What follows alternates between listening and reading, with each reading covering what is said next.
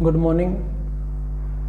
Last class में अपन ने discuss किया था बहिष्करण के बारे में कि बहिष्करण जो है ये क्या होता है, इसकी बात कर रहे थे अपन कि भाई अपन पढ़ रहे थे रोग प्रबंधन के जो सिद्धांत हैं उनकी बात कर रहे थे। उसमें पढ़ा था 6 सिद्धांत पाए जाते हैं। उसमें पहले सिद्धांत की बात कर चुके थे, ठीक है। आज से आगे बात कर रहे हैं।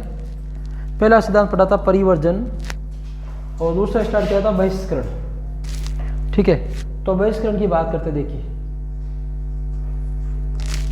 कि बहिष्करण की बात कर ली थी। उसमें अपन पढ़ा था, एक मिनट देख लीजिए, बहिष्करण, ठीक है। बहिष्करण में अपन ने क्या पढ़ा था कि ऐसे सिद्धांत ये अपनाए जाएं जिससे किसी बाह्य रोग को नए क्षेत्र में प्रवेश करने से रोका जाए। तो बाहर से कोई नए क्षेत्र में रोग नहीं आएगा, विस्थापित नहीं होगा, बीमारी नहीं फैलाएगी। तो इसलिए अपन इसमें पढ़े थे कि इसमें जो उपाय काम में लिया जाए उसमें पादप संगरोध है, बीज प्रमाणीकरण है, फसल निरीक्षण है, रोगजनक मुक्त रोपण है, सामग्री, इनकी बात की थी। तो इसमें अपन पढ़ने वाले हैं पादप संगरोध, इसी का भाग पादप संगरोध। देखिए पादप संगरोध क्या होता है। एक बार एग्जाम में क्वेश्चन भी पूछा था पादप संगरोध परिभाषा, तो लिख देता हूं पूरी। नए क्षेत्रों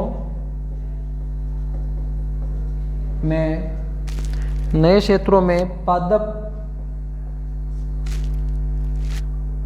पादपनाशक जीवों, नए क्षेत्रों में पादपनाशक जीवों व रोगों को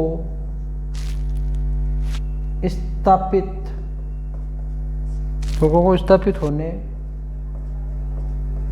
में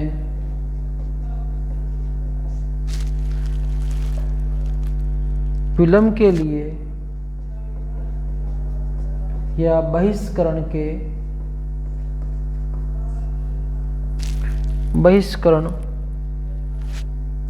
फैलाव व निरोध के उद्देश्य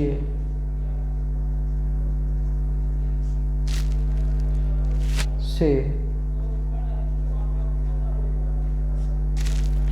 कृषि वस्तुओं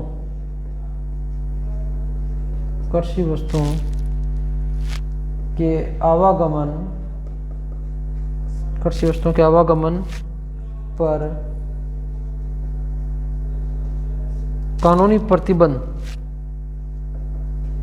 प्रतिबंध पादप संगरोध कहलाता है। देखिए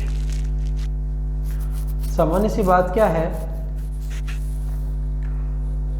कि भाई पादप संगरोध क्या होता है कि नए क्षेत्रों में पादपनाशक जीवों में रोगों को स्थापित होने में विलंब के लिए, बहिष्करण के लिए, फैलाव व निरोध के उद्देश्य से कृषि वस्तुओं के आवागमन पर कानूनी प्रतिबंध। मतलब किसी एक जगह से आप दूसरी जगह कोई पौधा लेकर आ रहे हैं, किसी एक क्षेत्र से दूसरी जगह क्षेत्र से पौधा लेकर आ रहे हैं, तो उसमें आपकी कानूनी सहमति जरूरी है। ये सहमति होनी चाहिए कि वो चीज़ जो पादप आप लेकर आए हैं वो रोगग्रस्त नहीं है, ठीक है। वो पूरी जांच से प्रमाणित किया गया, इसमें किसी भी प्रकार का रोग नहीं है। तो एक क्षेत्र से दूसरे क्षेत्र में यदि आप मान लीजिए कोई पादप प्रजाति या बीज कुछ भी लेकर आ रहे हैं, तो उसमें गवर्नमेंट की जांच होगी उसके बाद भी कि भाई कानूनी प्रतिबंध है कि भाई आप कोई भी एक नए क्षेत्र से आप पादपनाशक जीव या रोग स्थापित होने में विलंब के लिए क्या किया गया, विलंब हो, बहिष्करण हो, फैलाव व निरोध के उद्देश्य से कि भाई वो फैले नहीं, ठीक है, वो उसको रोका जा सके। तो इसलिए कृषि वस्तुओं के जो भी कृषि की वस्तुएं हैं, कुछ भी जैसे अपन नई क्षेत्र में लेके जा रहे हैं, तो उन पे क्या होता है, कानूनी प्रतिबंध है।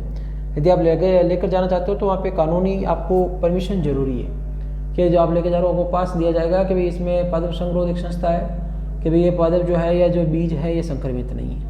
आप मान लीजिए किसी जगह से और से लेकर आया कोई पादप है, मान लीजिए वो संक्रमित था, वो यहाँ पे आ गया, अब वो वायरस या जो भी जीवाणु है वो आप यहाँ पे आके क्या कर नई जगह जाता है, बहुत ज़्यादा ग्रोथ करेगा, तो वहाँ से अपन लेकर आए अच्छे के लिए, वो पूरे रोग फैला देता है। तो इससे क्या कहा जाता है, पादप संगरोध। यदि सामान्य बात में कोई एक जगह से दूसरी कोई चीज़ लेके जा रहे हैं, ठीक है, तो उसकी पहले आप कहीं लेके नहीं जा सकते, उस पर कानूनी जांच होगी, उसे क्या कहा जाता है, पादप संगरोध कहा जाता है। अब देखिए पादप संगरोध की बात करते हैं कि वे पादप संगरोध के महत्व को ध्यान में रखते हुए सन 1914 में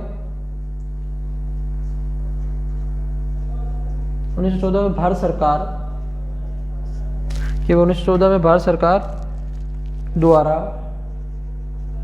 कि भारत सरकार द्वारा क्या व्यवस्था की गई कि भारत सरकार द्वारा आपके विनाशी कीट व नाशक जीव अधिनियम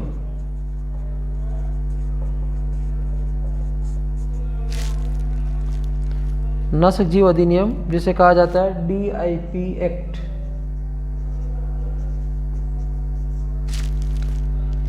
destructive insect and paste act, ठीक है। ये क्या किया गया, पारित किया गया कब, 1914 के अंदर कि भाई विनाशी कीट और नाशक जीव अधिनियम पारित किया गया है। इस अधिनियम में क्या है देखो उसकी बात करते हैं, पहले इसको मैं रख कर देता हूँ। इस अधिनियम की बात करते हैं।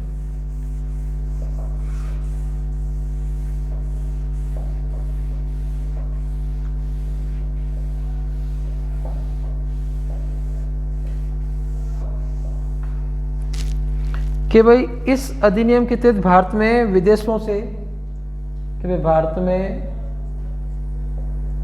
विदेशों से तथा देश के अंदर एक राज्य से दूसरे राज्य में कि भारत से विदेशों में और एक राज्य से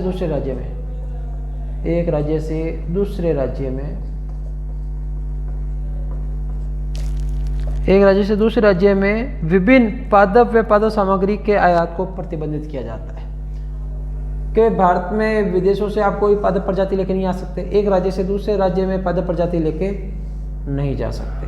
इसे क्या क्या कर रखा है, इस नियम के तहत, अधिनियम के तहत प्रतिबंध कर रखा है।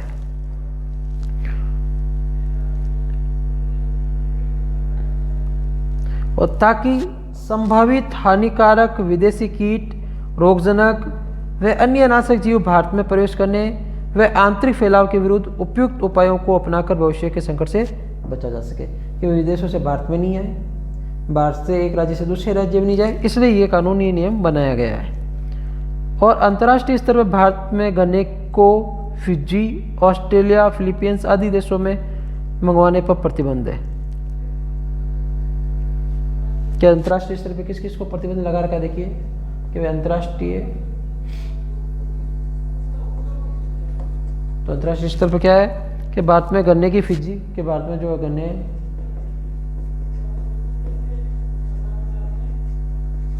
फिजी और आपके ऑस्ट्रेलिया, फिलीपींस इत्यादि देशों को से मंगवाने पर प्रतिबंध है कि भाई गन्ने की फिजी जो है ऑस्ट्रेलिया, फिलीपींस, ठीक है, इत्यादि देशों से अपन नहीं मंगवा सकते क्योंकि ये प्रतिबंधित है। इसी प्रकार घरेलू पादप संग्रोध क्या, देखिए कि घरेलू पादप संग्रोध देखिए कि घरेलू पादप संग्रोध क्या, देखिए कि आलू के कंदों को आलू के मस्सा रोग के डर से दार्जिलिंग जो पश्चिम बंगाल से और आलू के स्वर्णिम सूत्रकृमि के डर से आलू के कंदों को नीलगिरी, तमिलनाडु से अन्य राज्यों में ले जाने पर प्रतिबंध है। कि भारत के अंदर क्या है, कि भारत के अंदर देखिए कि आलू के कंदों का आलू मस्सा रोग, कौन सा रोग, आलू का मस्सा रोग, ठीक है। और ये क्या है, मस्सा रोग के डर से अपन दार्जिलिंग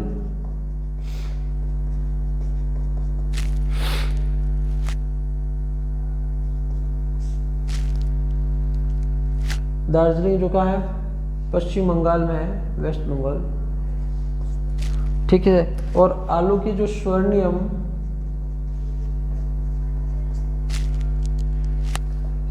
सूत्रकृमि,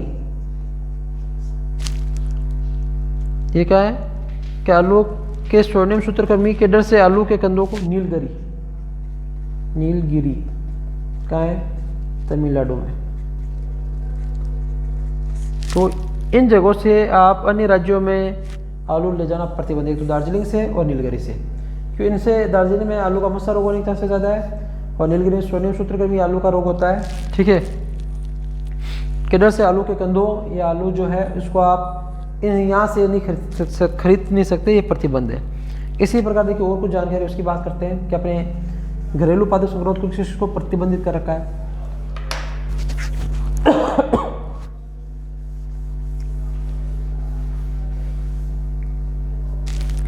और देखिए बात करते हैं इसी प्रकार केले का शीर्ष गुच्छ रोग,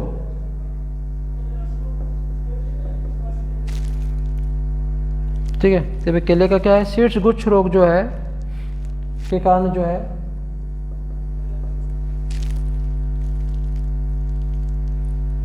केले के पौधे को सभी भागों, गुच्छ रोग के कारण जो केले के पौधे के सभी भागों कहां पर, असम,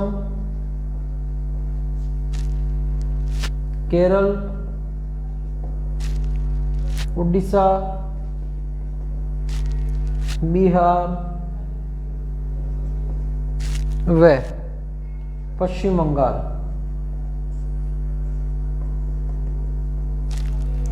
से अन्य सभी राज्यों में लाना वर्जित है। कि इन राज्यों से अपन केला नहीं खरीद सकते। कहाँ से, असम, केरल, उड़ीसा, बिहार, पश्चिम बंगाल। क्यों, यहाँ पे केले में कौन सा रोग देखा गया, केले का शीर्ष गुच्छा रोग देखा गया, जिसकी वजह से ये प्रतिबंधित है, अन्य राज्यों में इसको ले जाना वर्जित है, ताकि ये रोग जहाँ फैला है, रोग जहाँ पहले से अनुपस्थित है वहाँ जाकर ये फैले नहीं, तबाही नहीं मचाए, वहाँ की फसलें खराब नहीं हो, इसलिए संगरोध का प्रयोग किया जाता है। तो अपने आपको बात समझ आ गई, संगरोध का मतलब है कि एक जगह से, चाहे आप विदेश से भारत में हो या भारत के एक राज्य से दूसरे राज्य में, आप किसी भी पादप संपत्ति या पादप जो है उनकी चीज़ को, फल को, बीज को ले जाने से पहले वो प्रतिबंधित है, आप नहीं लेके जा सकते। ठीक है, एग्जाम्पल द्वारा अपन बात भी कर ली। अब दूसरा हो गया बहिष्करण और तीसरे पॉइंट की बात करते हैं, उन्मूलन की बात करते हैं। देखिए किस सिद्धांत के अंतर्गत ये उपाय आते हैं जिनके द्वारा किसी क्षेत्र में रोगजनक के स्थापित हो जाने के बाद उसको उस क्षेत्र से हटाया जाता है। किसमें क्या करते हैं कि किसी क्षेत्र में रोगजनक के स्थापित हो जाने पर उसे हटाने का कार्य किया जाता है उस क्षेत्र से। कि किसी क्षेत्र रोग स्थापित हो गया, रोगजनक आ गया, उसको हटाने का जो कार्य और किस में किया जाता है, उन्मूलन में किया जाता है। इसमें किस द्वारा किया जाता है, तो कुछ विधियां हैं, जैसे एग्जाम्पल उन्मूलन में कर्षण विधियां हैं, खेती की कुछ विधियां हैं जिनके द्वारा हटाया जा सकता है। इसके अलावा भौतिक विधियां, ताप है, अधिक ताप देकर, ऐसे गर्मी जो होती है, हल चलाकर ऐसे कुछ करके। जैविक विधियां, जीवों के द्वारा नियंत्रित किया जा सकता है। इसके अलावा रासायनिक विधियां, रासायनिक का प्रयोग करके नियंत्रित किया जा सकता है। तो ये कुछ ऐसी विधियां हैं जिनके द्वारा उनको नियंत्रित किया जाता है। अब उन्मूलन हो गया, चौथा पॉइंट आता है रक्षण की बात करते हैं।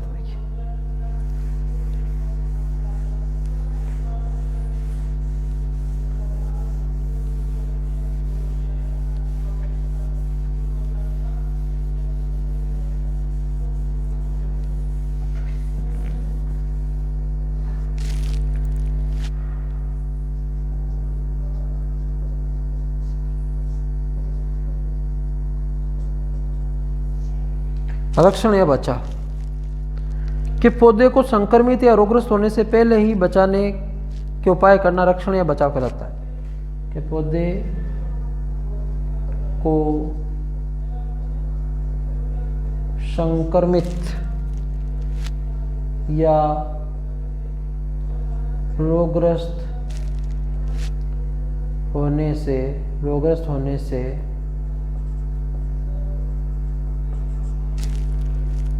पहले ही बचाने की क्रिया क्या कहलाती है, रक्षण या बचाव के लिए। कि पौधा रोगग्रस्त हो से पहले या संक्रमित हो से पहले उसको बचाना चाहिए, वो क्या है, रक्षण कहलाता है। कैसे, कि किस प्रकार से किया जा सकता है, कि बीजों को उपचारित करना,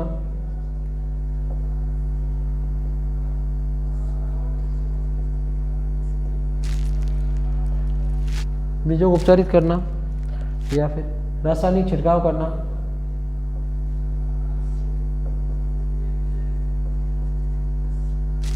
कि रासायनिक छिड़काव या बुरकाव करना, कि भाई केमिकल छिड़काव करो, पाउडर है तो बुरकाव करो।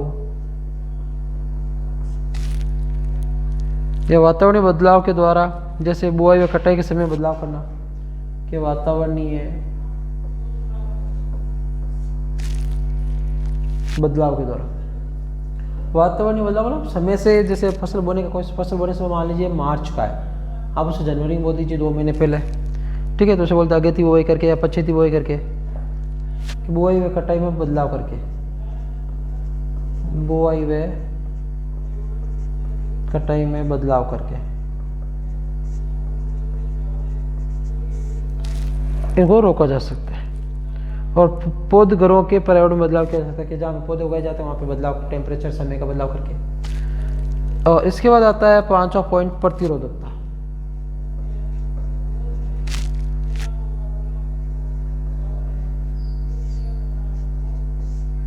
कि प्रतिरोधकता क्या है, देखिए कि पौधे में रोग के संक्रमण एवं विकास के विरुद्ध प्रतिरोध उत्पन्न करना क्या कहलाता है, प्रतिरोधकता। तो पौधों में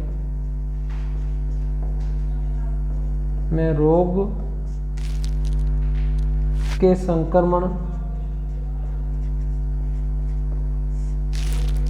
संक्रमण व विकास के विरुद्ध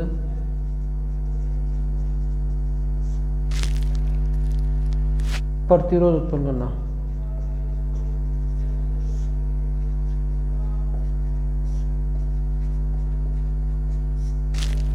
ठीक है, क्या कहलाता है, प्रतिरोधक। पौधे में इतनी क्षमता उत्पन्न कर दी जाए कि उसमें कोई संक्रमण तो खुद ही उस संक्रमण से सामना कर ले, उस संक्रमण से खुद को बचा सके, ऐसी कोई क्षमता उत्पन्न करना क्या कहलाता है, प्रतिरोधकता कहलाता है। अब इसके अंदर क्या किया जाता है कि पुष्पोषी पौधे को दृढ़ बनाकर उसमें ऐसे गुण उत्पन्न किए जाते हैं जिसके वजह से स्वयं अपने प्रयासों के द्वारा अपनी रक्षा कर सके।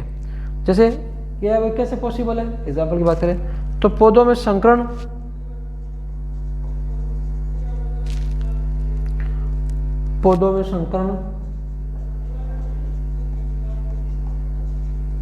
चयन,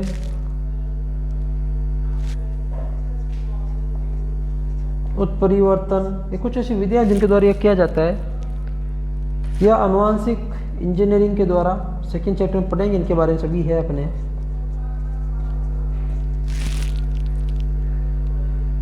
आनुवांशिक इंजीनियरिंग के द्वारा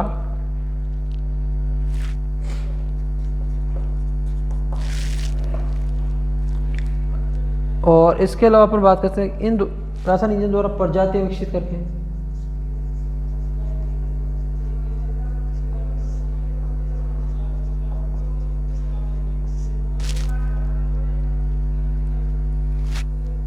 जिससे पादप एक या एक से अधिक रोग जनकों के प्रतिरोधी हो,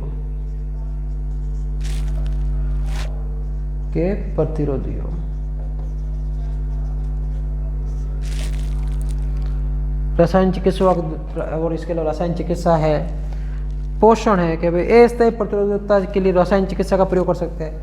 कुछ समय के लिए पौधों को अपन प्रतिरोधकता प्रदान करना चाहते हैं तो उसमें अपन रासायनिक पदार्थों का छिड़काव कर सकते हैं, उनमें पोषण पदार्थ देकर उनको वृद्धि करवा सकते हैं। कुछ समय के लिए होता है, परमानेंट ही हो। अस्थायी दे देता हूँ, अस्थायी प्रतिरोधकता।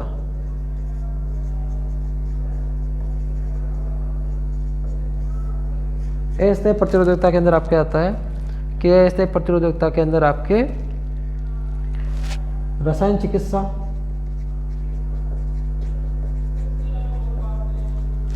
व पोषण द्वारा खाद आदि डाल के ऐसे कर सकते हैं कि प्रतिरोधक में पौधे में ऐसी क्षमता विकसित की जाए, खुद बीमारी से लड़ सके, उस बीमारी का सामना कर सके, उस रोगजनक से लड़ सके।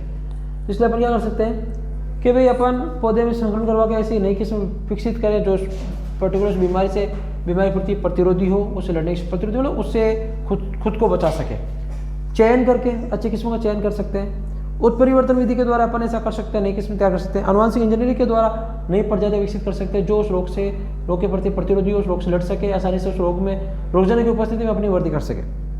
इसके अलावा अपन क्या कर सकते हैं, एक से या ऐसी किस्म बनाए जो क्या हो, एक से अधिक रोगजनकों के प्रति प्रतिरोधियों से लड़ने की क्षमता हो। ये ऐसे अस्थायी प्रतिरोधकता उत्पन्न करनी हो तो रसायन चिकित्सा, रसायन का छिड़काव कर सकते हैं। पोषण उपलब्ध करा के उनको पोषण विधि है वो बढ़ाकर उसको अपन क्या कर सकते हैं, इस प्रकार से बचाया जा सकता है कि भाई कैसे कभी करके इनको अपन रोक सकते हैं। अब देखिए 5 पॉइंट हो गए, छठा पॉइंट उपचार की बात करते हैं कि नेक्स्ट पॉइंट आता है उपचार।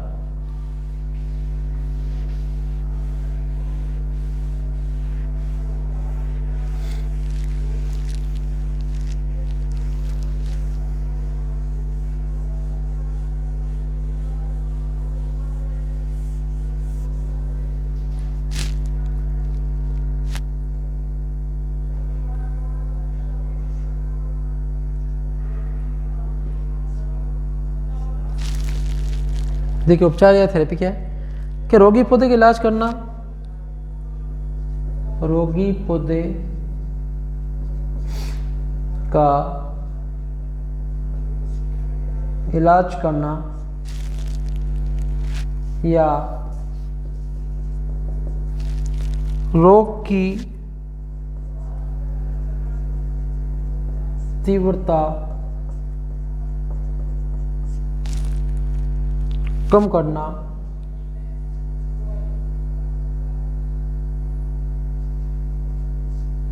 उपचार कहलाता है। कि भाई कोई रोग, पौधे में रोग हो रखा है, रोगी पौधे का इलाज करना कि उस पौधे को उस रोग से कैसे बचाया जा सकता है, या रोग की तीव्रता को कम करना कि रोग को किस प्रकार से रोका जाए, इसकी तीव्रता को कम कैसे किया जाए, उसे क्या कहा जाता है, उपचार कहते हैं। ठीक है, अब देखिए कैसे कि रोगी पौधे का इलाज कैसे होता है। अब इसमें उपचार कैसे कि रोगी पौधे का इलाज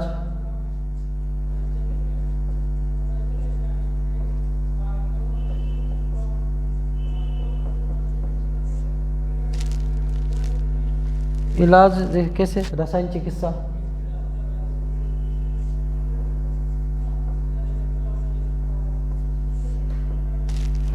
रसायन चिकित्सा ले सकते हैं अपन, उष्मा चिकित्सा,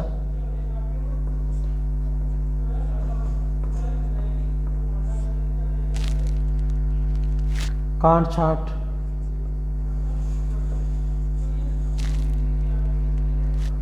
व शल्य चिकित्सा,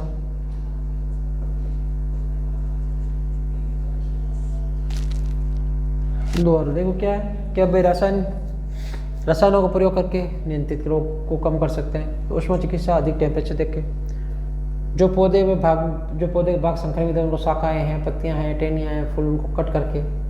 शल्य चिकित्सा, चीर फाड़ करके जो भाग संक्रमित उसको हटाकर, इस प्रकार से अपन पौधे को क्या कर सकते हैं, पौधे का उपचार किया जा सकता है। तो अभी अपन ने 6 स्टेप पढ़े पादप प्रबंधन के, कि पादप में जो रोग हो जाता है उसको किस प्रकार से प्रबंधित किया जाए। पहले था नियंत्रण, नियंत्रण तो हो गया रुक करना, प्रबंधन मतलब सब जब तक चलता रहे तो किस प्रकार से प्रबंधन किया जाए, उसकी अपने 6 स्टेप की बात की, परिवर्जन बहिष्करण की बात की, उसके बाद अपन ने बात की थी उन्मूलन की बात की, उसके बाद अपन ने रक्षण या बचाव की बात की, प्रतिरोधकता की बात की, उपचार की बात की। इस प्रकार से पादप को क्या किया जा सकता है, ये कुछ स्टेप थे जिनके द्वारा अपन पादप में रोग होने से उसको बचाया जा सकता है अलग अलग तरीके से। अब अपनी हेडिंग आती है पादप रोगों का वर्गीकरण, कि पौधों में रोगों का वर्गीकरण किस आधार पर किया, उसकी बात का देखिए।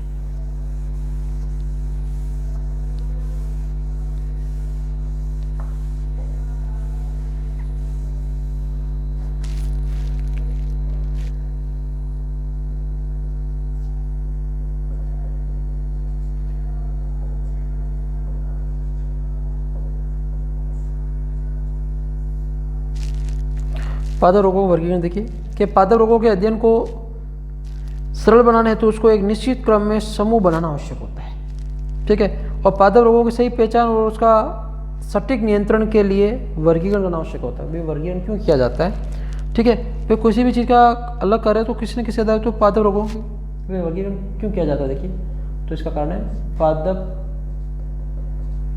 रोगों की